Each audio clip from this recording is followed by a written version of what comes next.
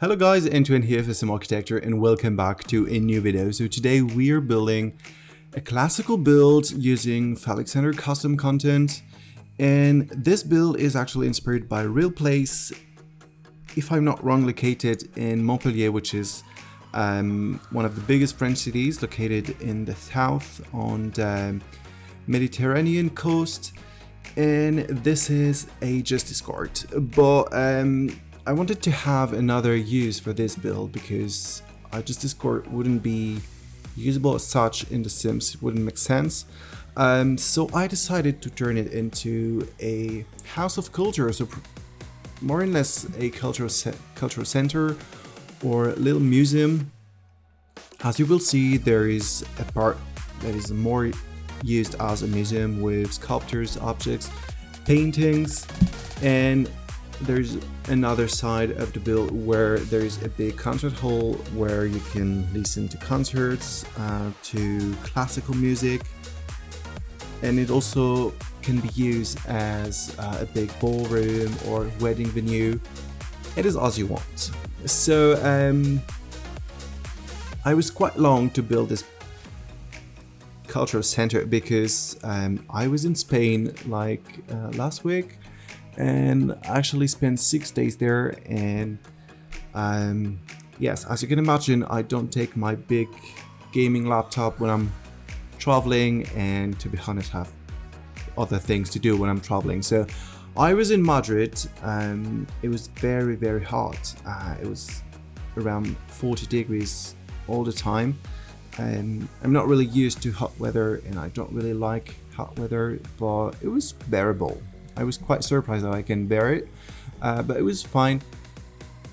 Just in Madrid itself, it's very it's hotter than when you're around the city. Of course, every time you're in a big city, it's always hotter than outside. So yes, I've been last year to Madrid, but I only spent 1 day, so I didn't see much of the city. But this time had yes, enough time to see pretty much everything, at least from the outside, because of the COVID, a lot of things are closed now. But yeah, the streets, the architecture are just wonderful, especially the main street of the city, which is called Gran Via. This is a big avenue with amazing late 19th century, early 20th century architecture. There are big skyscrapers. It kind of feels like New York sometimes, but yeah, it's just beautiful. I also discovered some other neighborhoods that I didn't know, especially the neighborhood around the Atocha railway station. And there I discovered the incredible Ministry of Agriculture, and it was crazy, really beautiful. Probably the most beautiful building I've seen, except from the Royal Palace, which I had the chance to visit and photograph. Among other royal palaces, because actually the first palace that I've visited was the Royal Palace of Aranjuez, which is located 40 kilometers away from Madrid in the south. It was really beautiful, an incredible palace, but the best part of it was not a palace itself. It was a little pavilion located like 3 kilometers away from the palace in a big park, which, if I'm not wrong, was Parque del Príncipe or something like that. I'm sorry because I don't speak Spanish at all. And in this park there is a house or a small palace called Casa del Labrador, which is probably one of the most beautiful and surprising things I've ever seen in my life. Really. The palace is absolutely incredible. It doesn't have any bedroom because it was used only at daytime for conversation, tea, all kind of things that you want to do just to enjoy your time. And the palace is so luxurious. There's silk on all the walls, like hand embroidered silk on all the walls. There's gold everywhere. There's even a solid malachite table. If you don't know, malachite is a green precious stone. So imagine a whole table made of this stone. There are incredibly big chandeliers, wonderful clocks, but probably the most surprising and wonderful rooms is, if I'm not wrong, it was called the Platinum Cabinet or Platinum Room, because this is a wooden room, precious wood, but the walls are covered by gold and platinum ornaments. There are some First Empire paintings, Empire furniture. It was one of the most incredible things I've ever seen, really. So it was the first day in Aranjuez, and then I went to El Escorial, which is 40 kilometers away from Madrid again, but in the north. This is a big palace, monastery, school complex, and this is really, really big. Probably one of the biggest buildings I've ever seen. It was very nice, first because it was empty, but also because the architecture is monumental. I've seen incredible things once again. The palace was built in the 16th century, so it's not really my favorite period, because my favorite period is late 18th century, beginning of the 19th. But yes, it was still unbelievable. Like, yeah, all the heart, the architecture, how rich and wealthy it is. It's incredible. So yes, I was there. There's also a big park next to it where there's a smaller palace called Casa del Príncipe, but it was not open, sadly.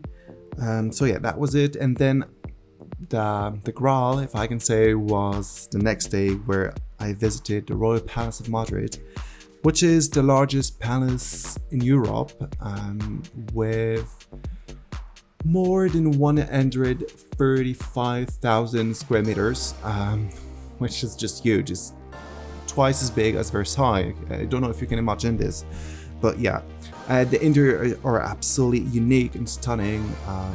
There's so many artworks, so many decoration objects everywhere, furniture, chandeliers, clock, and what is very, very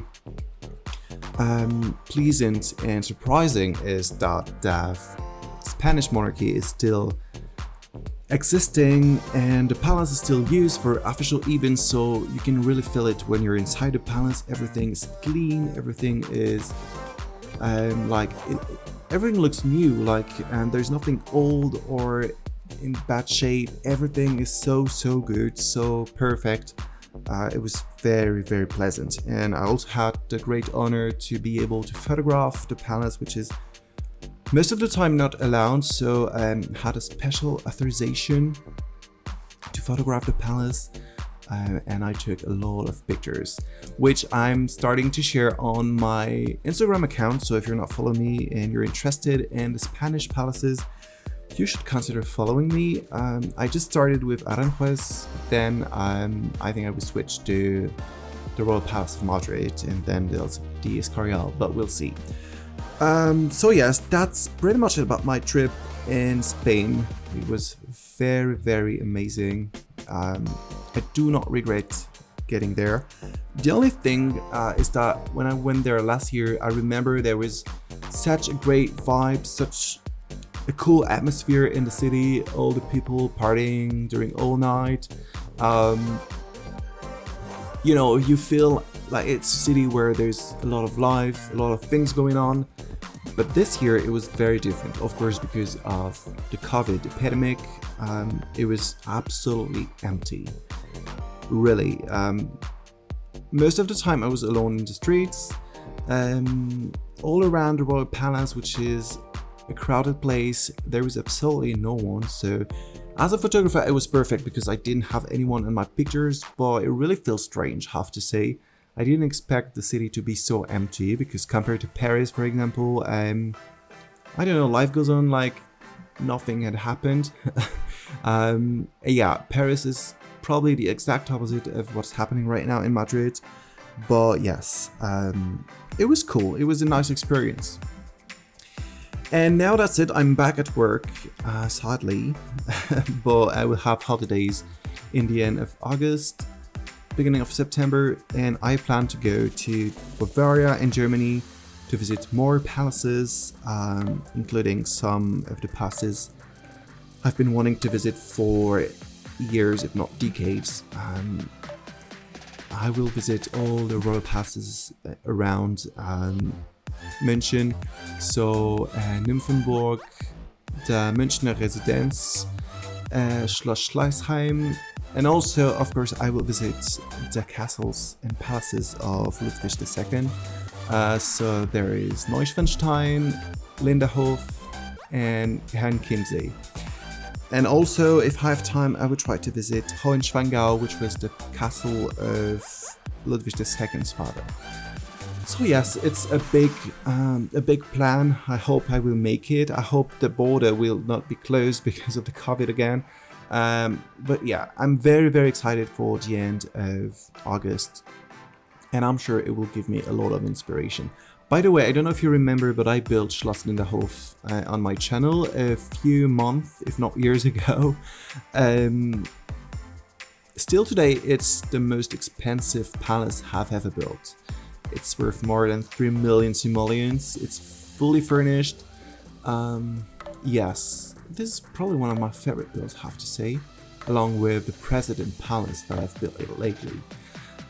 Yes, now I think there's a few minutes left before the end of the video. I really hope you enjoyed it.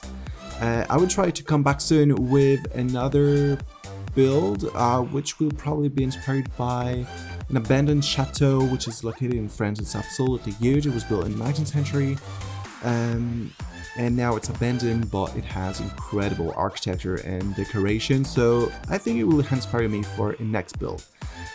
Anyway, I really hope you enjoyed this build. If you did, don't forget to like and subscribe, and I will see you next time. Bye!